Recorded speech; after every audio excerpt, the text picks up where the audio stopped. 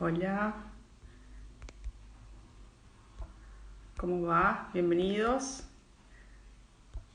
Estoy dejando el mail de la carrera para cualquier consulta por capacitaciones. Bienvenidos, veo que se van uniendo. Hola, ¿cómo va? Hola, Roxana. A ver, voy a dejar el... Ahí está, creo que quedó fijo. ¿Me pueden confirmar si me escuchan bien? A ver, a ver. Si me escuchan bien, les voy a agradecer que me lo confirmen. Así iniciamos la entrevista del día de hoy. Hoy tenemos un tema muy interesante, que es derechos laborales, discapacidad y género. Es un tema muy, muy amplio, pero bueno, lo vamos a enfocar al tema laboral, de las personas que son cuidadoras de personas con discapacidad y eh, y las personas con discapacidad en el ámbito laboral. Vamos viendo. Nuestra invitada del día de hoy es la doctora Mariana Amartino. Ella tiene muchísima experiencia en discapacidad y en el mundo del derecho laboral. Ahora la voy a presentar cuando ingrese. Y seguramente nos va a dejar un montón de cosas para debatir y para pensar. Como las entrevistas son cortas, la idea de este espacio es dejar cosas para pensar y para debatir en el espacio cuando abramos a preguntas. No vamos a solucionar toda la cuestión por el corto tiempo, pero sí queremos plantear discusiones interesantes para todos ustedes. Bueno, yo creo que ya voy a hacerla ingresar a la doctora María. Ahí debería estar ingresando. Hola, Maca, ¿cómo va? Bueno, a mí me dijeron que se escuchaba bien, así que si en algún momento hay algún problema, hola, ¿cómo va? Hola, Noé, ¿cómo andás? Acá, mate en mano. Bienvenida, Mariana. Bueno, ya se está sumando un montonazo de gente. Les cuento cómo es la dinámica, por si alguno es nuevo en este ciclo. Vamos a cancelar ahora los comentarios para que no los vayan tapando a la doctora Martino, la puedan ver bien. Y pasada la media hora de charla, vamos a abrir a preguntas, así que cualquier duda que les vaya surgiendo a medida que nos van escuchando, anótenla y son libres de preguntarlas. Así que voy a recibir estas dos cosas. Bueno, Mariana, te voy a presentar. Primero, gracias por estar acá. Mariana, ex compañera y ex alumna de la carrera de especialización desde 2017, ¿no? Cursamos juntas. Así que y aparte, tiene muchísima experiencia en el mundo del derecho laboral, así que es la persona indicada para tratar estos temas. Voy a empezar con la presentación. La doctora Mariana Martino es feminista, mujer, abogada de a pie, especialista en empleo público y en discapacidad, asesora sindical, integrante de la comisión directiva de la Asociación de Abogadas y Abogados Laboralistas, y también es integrante del equipo jurídico de la Federación de Enfermedades Poco Frecuentes, entre un montón de cosas que hace ella. Mariana, bienvenida. Bueno, les estaba contando, a medida que te hice ingresar, un poco la idea de lo que era hoy. No vamos a resolver toda la cuestión de género y discapacidad porque es un tema súper amplio y que recién está en debate, o hace relativamente poco, pero la idea es dejarle preguntas a nuestros compañeros que nos están mirando desde el otro lado para dejar cosas para pensar. Mariana, vamos por lo laboral. Bueno, ¿Qué instrumentos internacionales específicos sobre trabajo apuntan o abordan el tema que hoy nos convoca, que es discapacidad, género y laboral? bien, primero quiero agradecer al espacio académico e institucional que tanto quiero, que me haya convidado a estar hoy acá en estas vías tan modernas de interacción y particularmente con dos temas que me conmueven y que me interesan y además, por sobre todas las cosas, hacerlo con vos, que sos una mujer y una profesional a quien admiro, respeto y quiero mucho. Así que bueno, muchas gracias por la invitación. Bueno, y además tampoco podría abordar todos los temas de género y de discapacidad y derecho del trabajo, sería como muy pretencioso. Sí me parece que está bueno empezar por ahí para quienes están con nosotras acá, ¿no? Recordar que las personas con discapacidad, como seguramente han charlado en millones de oportunidades, es un colectivo históricamente vulnerabilizado que ha requerido y requiere medidas especiales de protección de sus derechos para que puedan ejercerse en condiciones de igualdad respecto al resto de las personas. En nuestro país tenemos diferentes instrumentos internacionales de protección a favor de este colectivo y también instrumentos que específicamente protegen el derecho del trabajo, porque el trabajo es un aspecto central e indispensable en nuestra vida, porque hace a nuestra supervivencia, porque a través del trabajo alcanzamos el bienestar, el sustento económico y la vida autónoma. Por eso decimos que el trabajo es el gran organizador social, ¿no? Porque a través de él las personas expresamos nuestras habilidades y capacidades y movilizamos recursos físicos, psíquicos, mentales, porque para generar un bien o un servicio necesitamos captar, interpretar, procesar información, comunicarnos, expresar ideas, coordinar actividades, cooperar con otras personas, por eso socializa y es fuente de inserción social. Y además, y muy importante, es la llave de acceso a los derechos de la ciudadanía. Cuando digo los derechos de la ciudadanía, yo sé que vos sabés y dirás qué pesada, pero para quienes por ahí no lo saben, es vestirnos, educarnos, tener una casa, tener vacaciones, tiempo libre, acceder a una jubilación, a una cobertura de salud. Entonces, tenemos muchos instrumentos internacionales que son de aplicación en la Argentina. Por un lado, los que son específicamente laborales, como la Declaración Universal de Derechos Humanos, sí, que garantiza a toda persona el derecho al trabajo y a la protección contra el desempleo, el Pacto Internacional de Derechos Económicos, Sociales y Culturales, que reconoce el derecho de las personas a trabajar y a ganarnos la vida mediante un trabajo elegido o aceptado libremente. Y además tenemos específicamente instrumentos que protegen a las personas con discapacidad, como es la Convención sobre los Derechos de la Persona con Discapacidad, que en su artículo 27 especialmente contempla el derecho a trabajar, ¿no?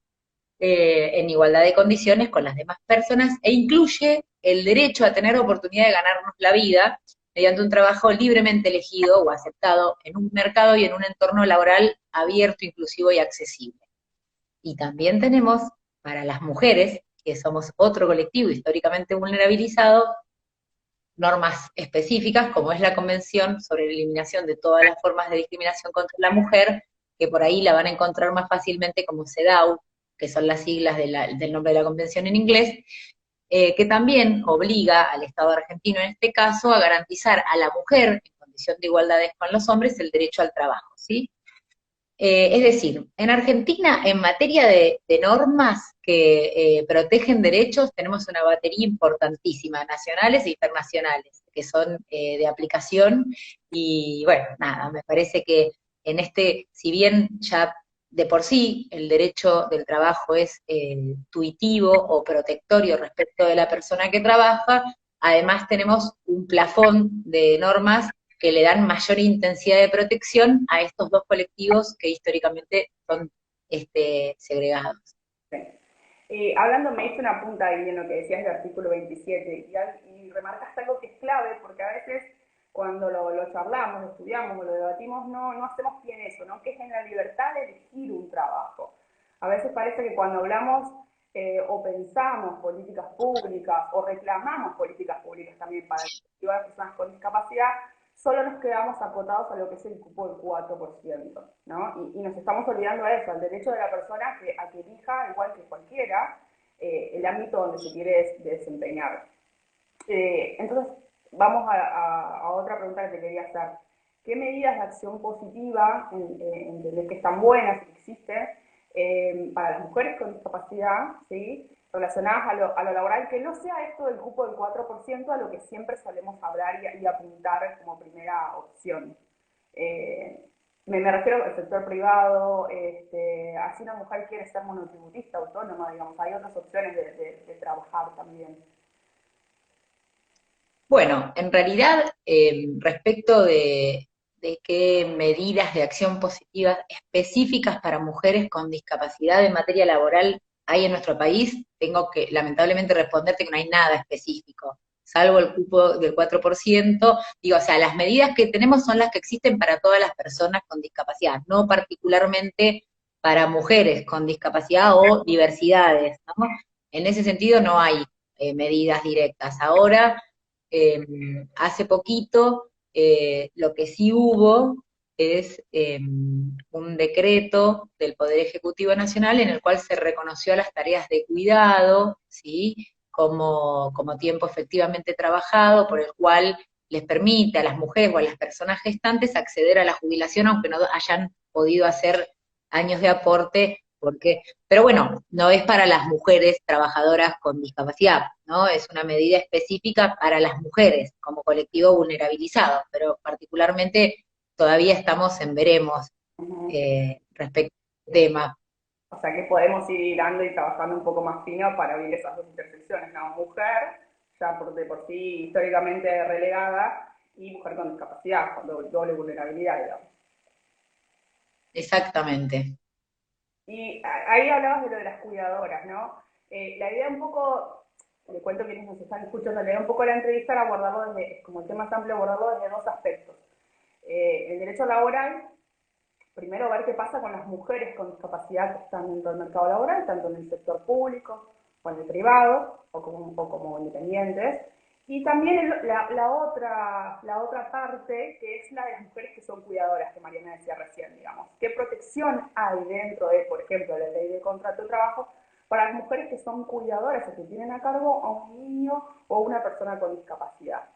¿En cuál de esos dos eh, eh, en esas dos posibilidades crees que estamos mejor situados? A nivel de leyes y a nivel de la realidad. En realidad, o sea, las leyes me parece que está bueno lo que sucedió con el movimiento feminista, ¿no? O sea, o los movimientos feministas, como decimos en la jerga. Eh, Porque puso primero, por un lado, el tema de los trabajos de cuidado en la agenda pública, que era un tema que no estaba, ¿no? Eh, Me parece que que está bueno por ahí ver qué es esto de la división sexual del trabajo. Yo, perdón, me echo cosas y hago un poquito como de contenido para quienes por ahí no están tanto en el tema y que está bueno. Esto está bueno explicar a qué te referís cuando hablas de la división sexual del trabajo. Claro, porque digo, por ahí las que estamos más en el barro todos los días es algo que no es nuevo, pero por ahí quien nos escucha no lo sabe y está bueno.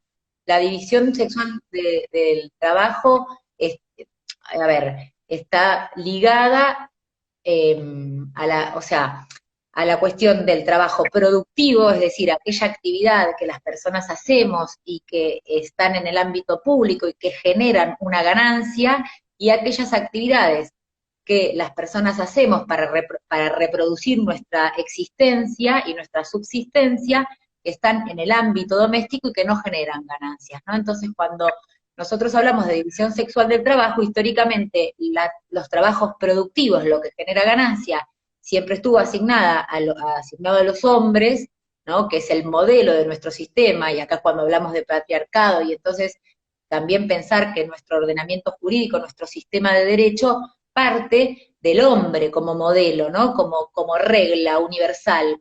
Todo lo que está por fuera del hombre es lo no normal, digamos. Entonces, bueno, un poco entender que a las mujeres o a las entidades feminizadas nos quedó todo ese trabajo de reproducción social, que no tiene valor, que no es cuantificable y que realizamos en el ámbito doméstico. Entonces, bueno, me parece ¿No? Que tampoco tiene un valor social, digamos. Hoy en día, que tampoco. hace un montón de años sí, pero hoy no tanto. Exactamente, que tampoco tiene un valor social y que la pandemia puso en evidencia, por ejemplo, para hablar de un tema de actualidad, que es necesario tener un sistema de corresponsabilidad en materia de cuidados donde las mujeres y los hombres tengamos cargas equitativas y también se vio con claridad cómo en la organización social del cuidado de la Argentina recae principalmente en las familias y dentro de las familias en las mujeres particularmente, que dedicamos mucho más tiempo a la atención de todo lo que hace a la reproducción social. Cuando digo la reproducción social, no hablo solamente de hacer la tarea con las hijas, hijos e hijes, ¿no? O infancias, como les guste más referirlo, sino un montón de cosas. cocinar, limpiar, pagar las boletas, hay un montón de tareas que hacemos que no son remuneradas y que nos insumen tiempo que quitamos a otras cuestiones. Por eso hay tantos niveles diferenciados en, por ejemplo, inserción laboral, porque las mujeres tenemos puestos menos calificados, menores niveles de educación, mayor dependencia económica, ¿no? Todas estas cuestiones hacen al tiempo que nosotras ponemos al servicio de la organización familiar que le quitamos a nuestro desempeño profesional o laboral, por ejemplo. Claro, claro. Bueno, y en el Bueno, caso de las madres cuidadoras, ¿no? De esto, de esas madres que tienen que hacer las dos cosas, o a veces dejan, justamente por esto que vos contabas, por esta división sexual del trabajo, dejan de, o sea, o salen del mercado o permanecen, pero no tienen posibilidades de ascender, porque a veces no tienen tanto tiempo disponible como un hombre que no tiene un hijo a cargo. En el caso de las madres cuidadoras, ¿qué hay en el marco, por ejemplo, del empleo público? ¿Qué pasa? ¿Hay alguna especie de franquicia, de situación que contemple esas situaciones? ¿Cómo está? Vos también, cuando yo te presentaba, decía que eras asesora sindical, entonces también me interesa que vos nos cuentes qué se está debatiendo desde el movimiento sindical y cómo se está trabajando el tema y qué posicionamiento hay sobre eso y qué se puede, digamos, eh, reclamar para poder equilibrar un poco esas dos esferas. algo que me quedó pendiente de lo que me habías preguntado recién, que tiene que ver con la ley de contrato de trabajo y el sector privado. Primero, decir dos cosas y después voy con lo del empleo público. Una es que, o sea, como decía, la ley de contrato de trabajo se elaboró y se sancionó en el año 74. En el año 74 los feminismos estábamos mayormente a nivel internacional y en la Argentina había muy poco, había mujeres muy comprometidas, pero obviamente no tenían el nivel ni de injerencia ni de incidencia que tenemos hoy. Y Norberto Centeno, que fue, digamos, quien elaboró la ley de contrato de trabajo, tampoco tenía estas cuestiones en su agenda. Entonces, cuando pensó la ley de contrato de trabajo, la pensó colocando a la mujer o equiparando a la mujer en un lugar de subvaloración, ¿no? Equiparándola a los menores y a las menores. Había que proteger a la mujer. Y entonces lo que en realidad hay es un plafón de derechos, por decirlo de alguna forma, donde lo que se contempla es que somos más vulnerables en la etapa de la gestación, del parto o el alumbramiento y la lactancia, entonces tenemos derecho, y en un sistema de licencias. Por eso las mujeres que estamos socialmente y culturalmente asignadas a las tareas o a los trabajos de cuidado, tenemos licencias más amplias en la ley de contrato de trabajo. Esto por un lado. Lo mismo pasó en el sector público. Lo que pasa que el Estado, al asumir obligaciones y compromisos internacionales con la ratificación de todos estos instrumentos protectorios que yo decía recién, obviamente se obligó a darse una política hacia adentro de sus propias filas de ampliación de derechos. Entonces, cuando durante mucho tiempo, cuando digamos, durante el golpe de Estado, por decirlo de alguna forma, la dictadura cívico-militar, los trabajadores y las trabajadoras del Estado tuvieron un estatuto, ¿sí?, de la función pública. Hoy, por suerte, los tiempos cambiaron para todos y para todas, y quienes trabajan y se desempeñan en el Estado tienen convenio colectivo de trabajo, que son herramientas importantes porque democratizan las relaciones laborales. Y dentro del sistema también prevé, por supuesto, un régimen de licencias, ¿no? Y una protección que tuvo su tiempo donde la mujer estaba en esta misma tónica que decía recién de la ley de contrato de trabajo, en un lugar de inferioridad que debía tener una protección mayor que un varón trabajador. Hoy esa lógica está cambiando porque los tiempos cambian y el Estado ha asumido la decisión política de avanzar en ese terreno. De hecho, se ha creado un Ministerio de Mujeres, Diversidades y Géneros, así que bueno, ¿no? Y en ese sentido, hoy ya las licencias no son para la mujer, son, por ejemplo, para personas gestantes y eh, se piensan desde una corresponsabilidad, o sea, se tiende a ampliar derechos para tratar, primero, que padres y madres vayan en igualdad de oportunidades y de condiciones respecto de las tareas o los trabajos de cuidado, que es muy importante. Lo que obviamente todavía no tiene un correlato para el sector privado, ¿no? Ahí es donde estamos mucho más complicados, ¿no? Porque generalmente, y continuamente, uno se entera que ingresaron proyectos al Congreso tratando de modificar el tema de las licencias por maternidad y paternidad, no solo para las mujeres, sino también porque los hombres tienen una licencia muy corta en la ley de contrato de trabajo. Entonces, digamos, hay que modificar esas dos licencias para equiparar. Eh, y sin embargo entran proyectos, entran con distintas visiones y siempre se traba. Y es como que es muy difícil eh, que esto, nada, que se actualice a los tiempos de ahora y las necesidades de ahora de los trabajadores.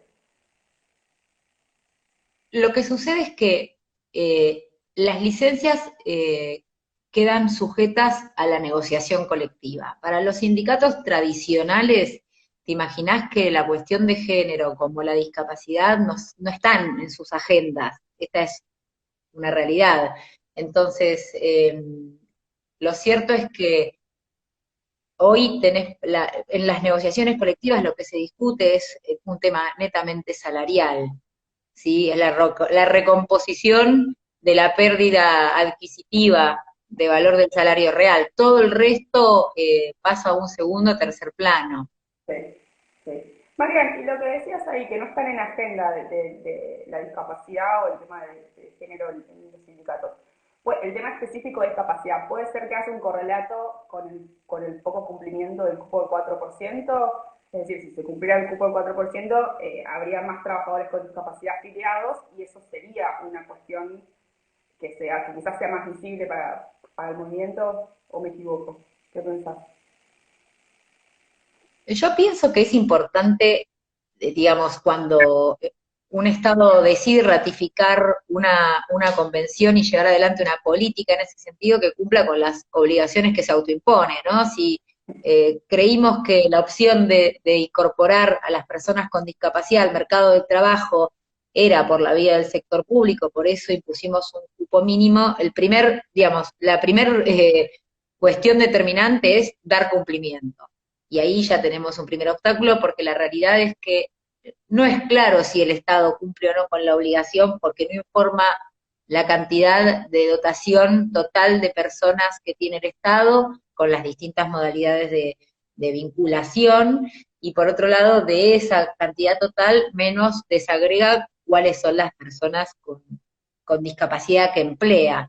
Eh, Creo que el tema de la discapacidad y el trabajo supone muchas aristas y por sobre todas las cosas en lo que se ha trabajado poco, no por supuesto desde el tercer sector y desde el movimiento asociativo, que se labura un montón, sino más bien te diría desde la propia institucionalidad del Estado, tiene que ver con la erradicación de los patrones socioculturales y los prejuicios y los mitos que hay en relación al trabajo de las personas con discapacidad. Es como yo decía, se parte de la idea del capacitismo, ¿no?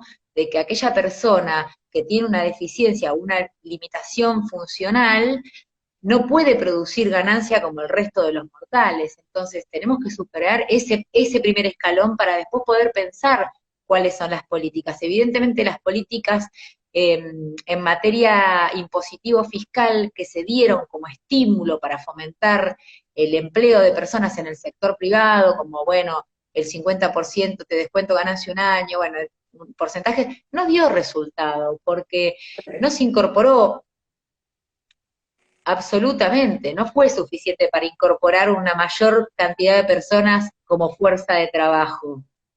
Sí, sí, sí. Bueno, partiendo de la base de que en el sector privado hay un montón de gente en la informalidad, ¿no? Entonces, desde ya, exacto. Claro, por supuesto, Este, a lo que agregaría claro. Sí, que además están precarizadas. claro, claro. Marian, una consulta. Hace unos días salió una nota muy interesante en el diario El País. No sé si la leí, creo que la leíste. Una nota sobre mujeres cuidadoras que proponían formar un sindicato de cuidadoras. Bueno, supongo que ya, digamos, está la figura la figura, las leyes lo permiten, pero digamos, ellas argumentaban que no sentían que había acciones desde el Estado que contemplaran su situación, que estaban muy agotadas de la tarea del cuidado y que muy pocas eran privilegiadas y tenían el CUME, que es como un ingreso hasta los 18 años de una persona, que es cubierto por la Seguridad Social en España y que permite reducciones grandes del horario laboral eh, para esa madre que tiene que cuidar a un hijo con discapacidad, hijo o hija. ¿Qué crees que pasa acá? ¿Crees que podría pasar algo similar? ¿Cómo ves el tema ese de las reducciones horarias? ¿Juega a favor, juega en contra de esa madre que es cuidadora de una persona con discapacidad la posibilidad de pedir reducciones horarias a la hora de acceder a un empleo? Más que nada en el sector. Sí, sí, sí, yo creo a ver, que ese tipo de medidas juega en contra de la persona, ¿no? Porque los empleadores lo viven como un costo adicional que tienen que afrontar. Y me parece que justamente esta crisis del cuidado de la que hablábamos recién, lo que deja en evidencia es la falta de políticas públicas. Si los trabajos de cuidado fueran remunerados, vos tendrías mayor cantidad de personas incorporadas al mercado de trabajo y además, por otro lado, en caso de que podrías tener espacios públicos o espacios privados. Hoy lo cierto es que las personas que tienen hijos, hijas, personas con discapacidad, adultos o adultas mayores a cargo, que tienen que atender y que por tanto disponen de menos tiempo para ir a trabajar, hoy tienen un problema, porque si no cuentan con los recursos económicos para acceder a un espacio privado, no tienen dónde dejar a la persona, ¿no? Bueno, esto se vio, me parece, con mucha claridad durante la pandemia. Entonces, en ese sentido, me parece que no sé si la reducción de la jornada es una solución. Yo creo que eventualmente sería un parche, pero no daría solución al problema de fondo. Claro, claro, que es cómo acceder al mercado, cómo permanecer. Este, Exactamente. y en esto que vos decías recién de que faltaban políticas públicas, y a su vez, sobre todo, bueno, en salud es como muy recurrente que uno diga hay inflación de normas respecto a la salud y discapacidad, y vos nos decías al principio, hay un montón de instrumentos internacionales y leyes que protegen el tema del trabajo y las mujeres y discapacidad. Ahora, ¿dónde estamos cerrando o qué otra disciplina puede venir al auxilio para tratar de mejorar esta situación? ¿Podemos pensarlo solo desde las leyes o se requiere un trabajo interdisciplinario entre otros campos de estudio? ¿Qué opinas? No, creo que es un fenómeno multicausal, ¿no? El derecho, por ejemplo, incluido el derecho al trabajo como discurso social, primero está lejos de ser neutral y segundo está lejos de ser suficiente para modificar el estado de realidad de las cosas. Entonces, me parece que, por ejemplo, la adopción de medidas jurídicas no es suficiente para erradicar la discriminación, la segregación, estos problemas que mencionábamos recién. Hay que transformar patrones socioculturales, como decíamos, que nos colocan a las mujeres en particular, a las trabajadoras y a las trabajadoras con discapacidad, así como a las diversidades sexuales, en inferioridad de condiciones.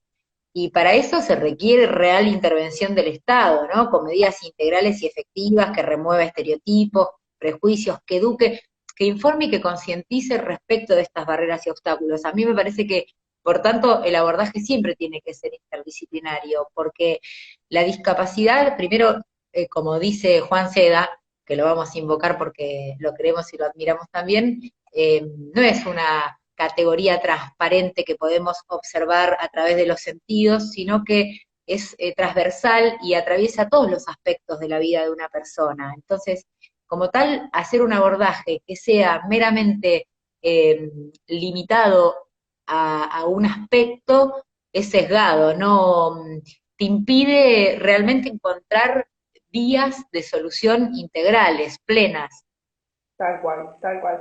Marian, voy a activar los comentarios y las preguntas, a ver si quienes nos están viendo nos quieren hacer alguna pregunta, algún comentario, alguna duda. Me quedó sonando eso, ¿no? De a veces ciertas medidas funcionan como parche, ¿no? Para tratar de salvar una situación o mejorar una situación, y a veces quedan como también, terminan como instaladas en el tiempo y terminamos viéndolas como la única opción, ¿no? Me refiero al cupo del 4%, o sea, hay muchas cosas a reclamar que por supuesto se tiene que cumplir, pero se me hace que siempre me queda la sensación de que estamos olvidando todo el otro, la otra amplia esfera donde una persona con discapacidad tiene derecho a desenvolverse también, digamos. Eh, yo me planteo siempre eso, porque una persona con discapacidad, su único destino tiene que ser tratar de acceder a ese cupo del 4%, ¿no? Y la persona tiene derecho a elegir, quizás Sí, en el Estado. O quizás sí. O sea, es como la base de todo tiene que ser la libertad de elección de la persona. absolutamente. Es como si te pones a ver los programas que tiene, por ejemplo, el Ministerio de Trabajo, la gestión de pequeños comercios, no sé, digo, por nombrar uno, o alguna vez en el posgrado recuerdo que tuvimos esta discusión cuando Beatriz Pérez, otra referenta en discapacidad, planteaba que por qué las personas con discapacidad tenían que hacer de un pedazo de tronco de árbol un fósforo, ¿no? Y estar ahí con una gubia dándole hasta, o sea, ¿por qué no podían hacer trabajos competitivos en un mercado competitivo? ¿Por qué teníamos que relegar esta cuestión a la dádiva o al asistencialismo de una política que pueda tener el Estado, que además obedece también a los gobiernos de turno, ¿no? Porque yo digo, las políticas en general, cuando uno habla del el concepto biopsicosocial, que de la discapacidad, que adopta la comprensión, ¿no es cierto?, que es tan importante y tan novedoso y tan superador del modelo médico del que veníamos, también recordar que en los orígenes veníamos de un modelo de caridad asistencialista que venía impuesto, ¿no?, desde la Iglesia romana. Entonces digo, estas cosas generan problema porque todavía hoy cuando una rasca un poquito o uno rasca un poquito, salen a la luz. Entonces, bueno, las personas con discapacidad tienen derecho a trabajar y elegir libremente con qué ganarse la vida, ¿no? La política no debiera ser únicamente cumplir con el cupo del 4% o que tengas un beneficio impositivo. Yo planteaba en algún momento cómo la pandemia y el uso de la tecnología informática y de la telecomunicación había generado que quienes íbamos a trabajar presencialmente en las oficinas hoy pudiéramos teletrabajar, como se dice, que términos súper, ya no tan de moda, pero el año pasado era como el boom.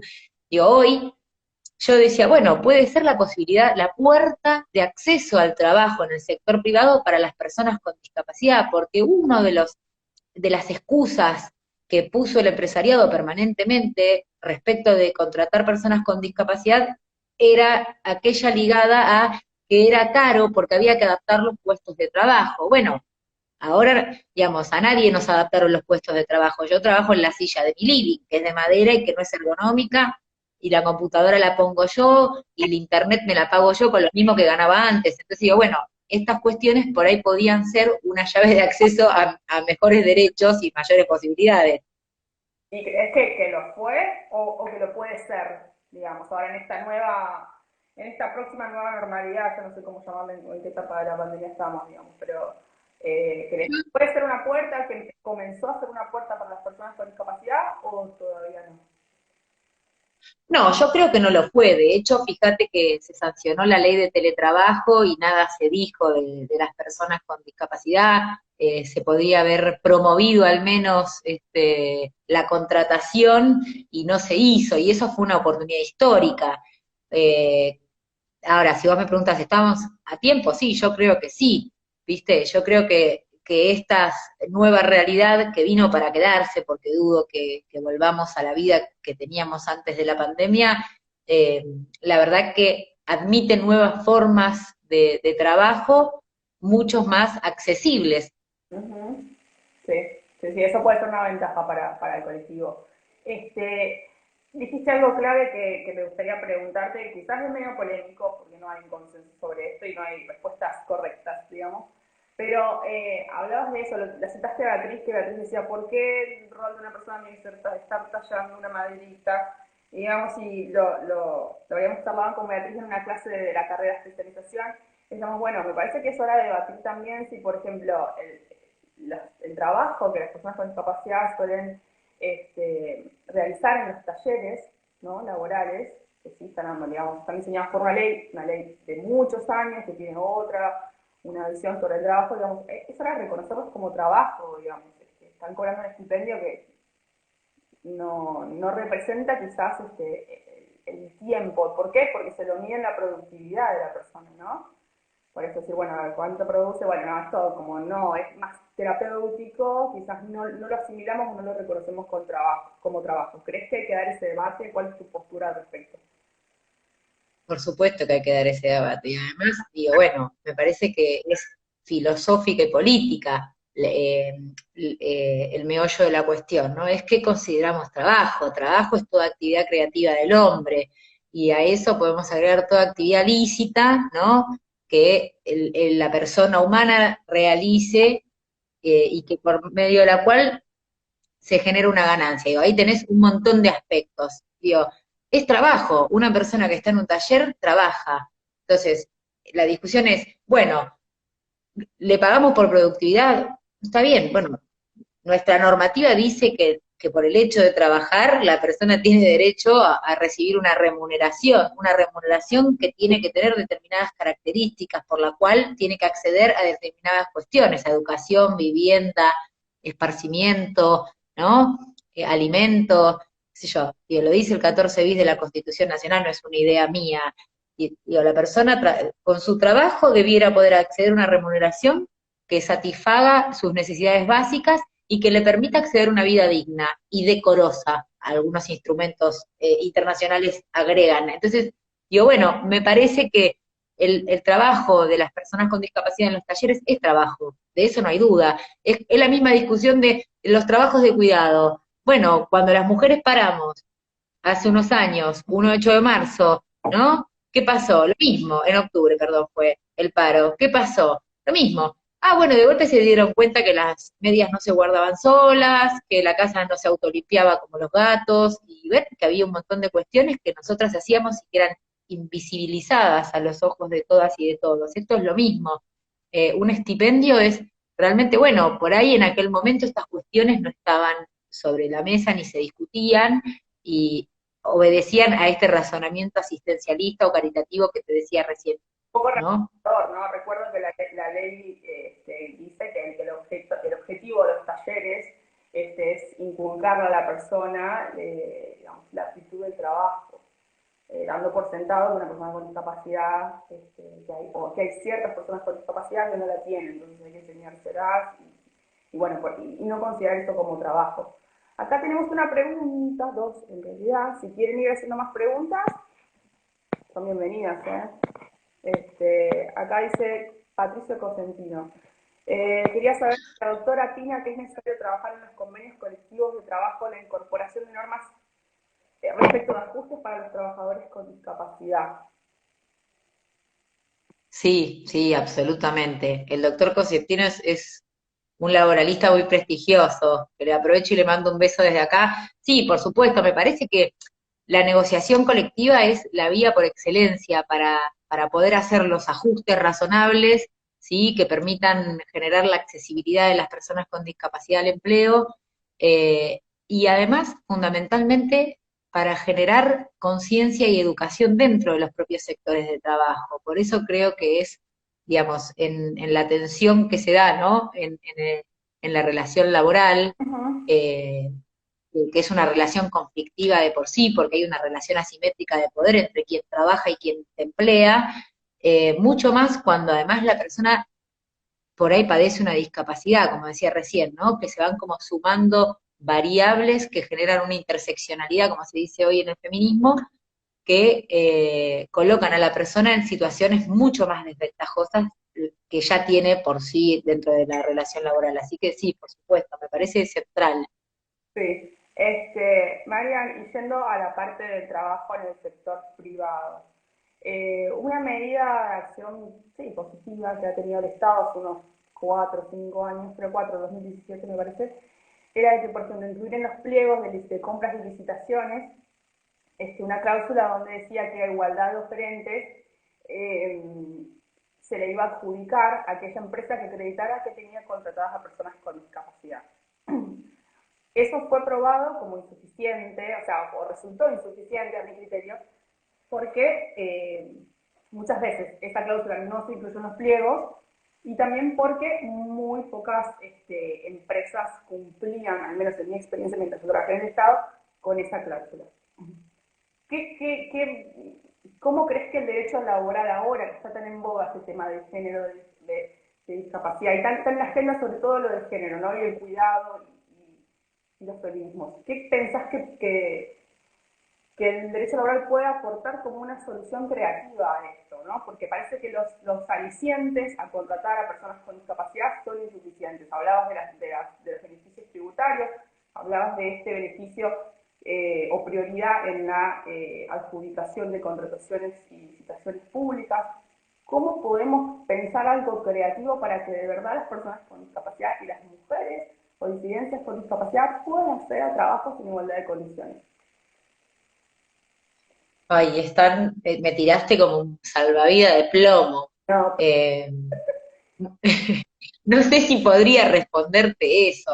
Yo creo que, a ver, que la respuesta nunca es individual. Hoy vos referías la nota que salió en el país sobre las mujeres cuidadoras eh, que proponen formar un sindicato, ¿no? Y yo creo que la salida siempre es colectiva. Creo que la organización, o sea, el derecho del trabajo, por supuesto que dentro de las ramas del derecho es sin dudas el más protectorio y el más progresista, ¿no? En relación a las restantes ramas del derecho, pero creo que no puede salir de una individualidad una respuesta creativa, digo, me parece que como sociedad en nuestro conjunto tenemos que pensar cuáles son esas alternativas, digo, desde cuando pensamos eh, concursos, por ejemplo, en el Estado, o procesos de selección en el sector privado para cuando la persona va a buscar empleo, ¿no? Hoy la OIT habla a través del 190 que hay violencia para la persona incluso que no tiene trabajo y está buscando. Bueno, digo, acá pasa lo mismo, también hay niveles de violencia y sobre eso tenemos que laburar. O sea, bueno, ¿cómo pensamos en un mundo competitivo donde el mercado de trabajo digamos, responde a la lógica de cómo generamos mayor ganancia para las empresas y reducimos costos, que cuando hablamos de reducir costos es abaratamos respecto de la mano de obra, porque de eso estamos hablando, ¿cómo hacemos para además cuando los trabajadores y las trabajadoras están perdiendo derechos, incluimos en ese plafón o tratamos de meter por alguna ventana o puerta a las personas con discapacidad, minorías, en un mundo capacitista? a las minorías. Entonces digo, sí, es difícil. Por eso te digo, me parece que no puede ser una sola, lo que sí tengo claro es que no puede ser una sola política. El Estado generalmente, el Estado digo esto, ¿no? Cuando vos vas al Ministerio de Trabajo, te dicen, bueno, nosotros no creamos empleo. Bueno, sí, está bien, pero vos tenés la obligación de garantizar que existan los medios. Entonces, viste, es un poco el huevo y la gallina. De fomentar las condiciones al menos para el acceso. Eh, Hay lo que decías que es difícil y coincido. Puede ser que es porque no lo estamos mirando multidimensionalmente al problema. Digo, a ver, con el tema de las licencias que vos contabas, que cuando se sancionó la ley de contrato de trabajo, se tenía una mirada muy protectoria, muy intuitiva hacia la mujer, ¿no?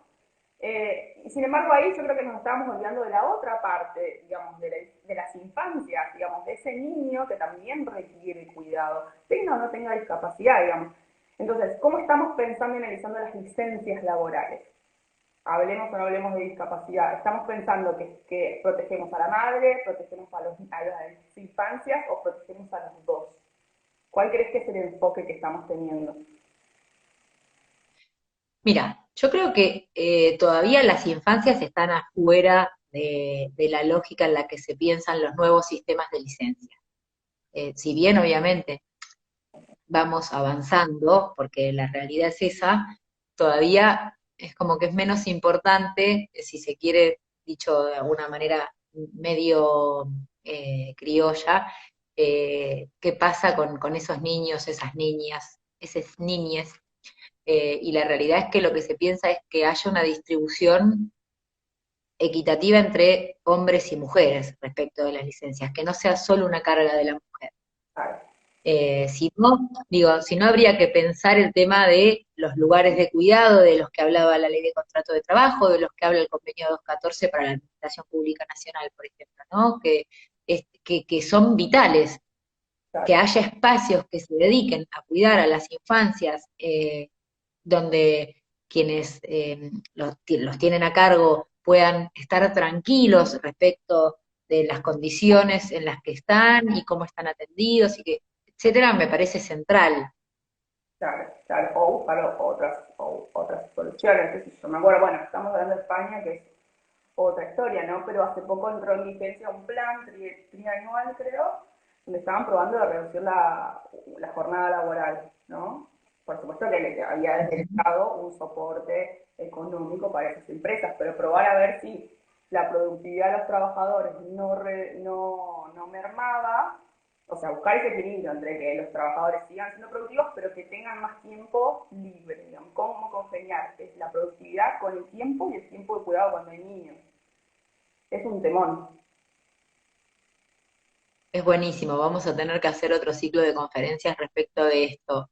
Lo habían charlado hace poco, creo que Ana Castellani lo tomó y dijo que en algún momento había que debatir la carga laboral por lo público, pero bueno, estamos como en una situación en la que en este momento me parece que hay otros debates más urgentes, ¿no? Primero hay que hablar de que las personas con discapacidad, mujeres, hombres, disidencias con discapacidad puedan acceder al trabajo.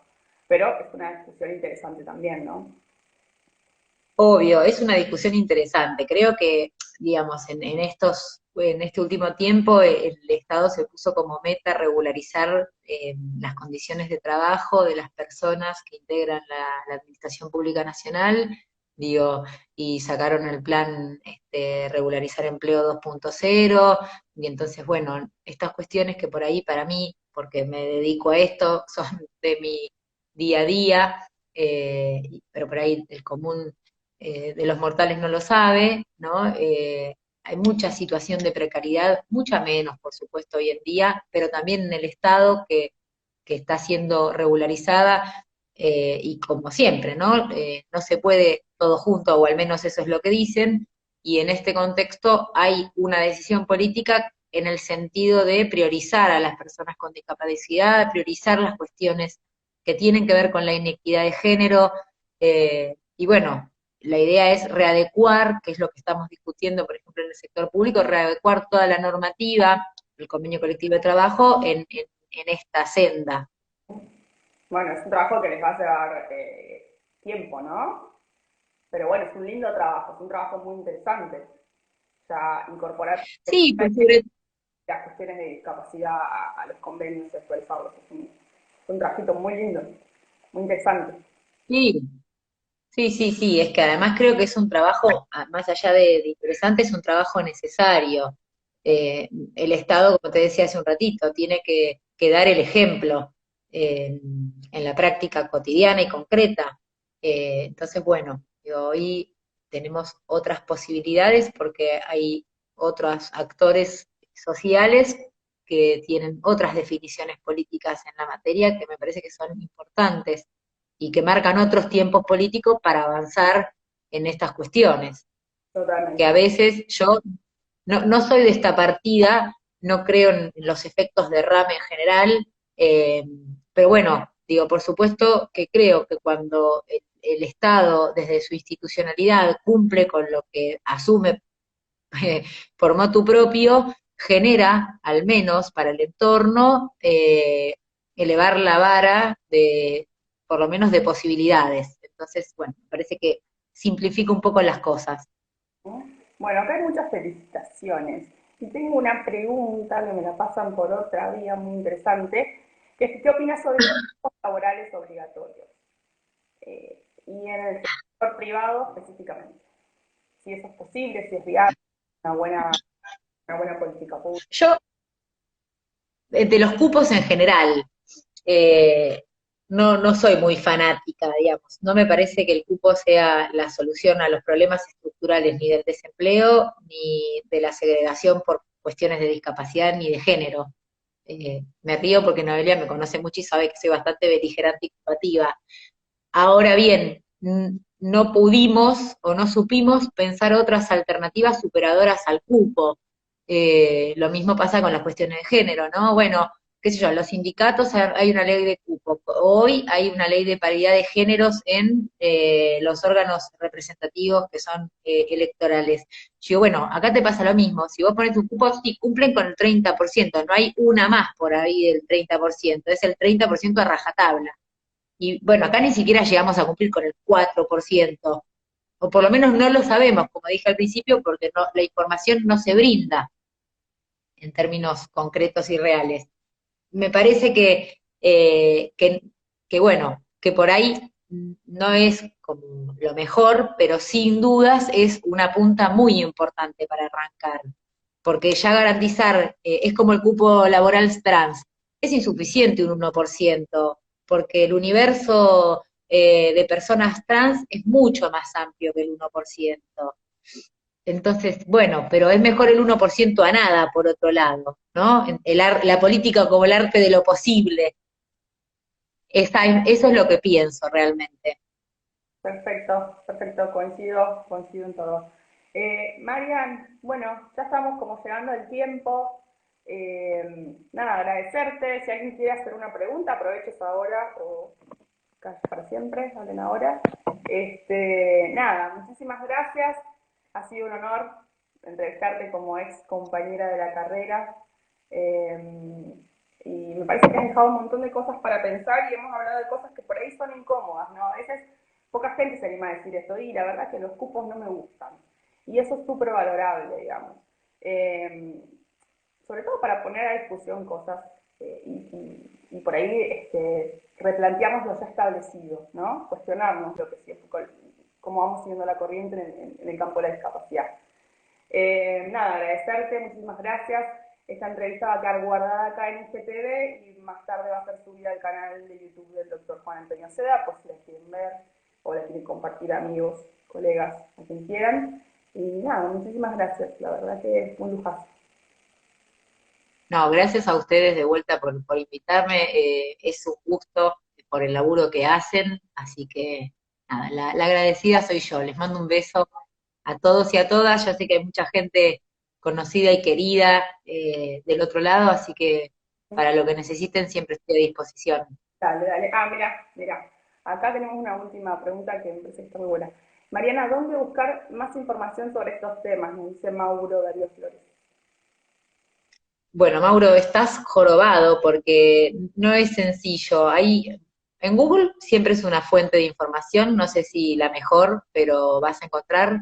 eh, pero bueno, podés pedirle a Noé mi correo por privado y después o escribirme, no sé, por Instagram o como te parezca bien, y por lo menos la información con la que yo tengo te la puedo facilitar para que mires y chusmees. Y hay algunos informes de la OIT y la OIT estaba haciendo una encuesta van a publicar los resultados en breve, creo, muy interesante sobre tareas de cuidado. Y es Tenés varios. La OIT tiene todo informatizado, como por ejemplo el estudio nacional que hizo el INDEC. Hay varias fuentes de información que por eso te digo, que te van a surgir, o en el equipo latinoamericano de género también.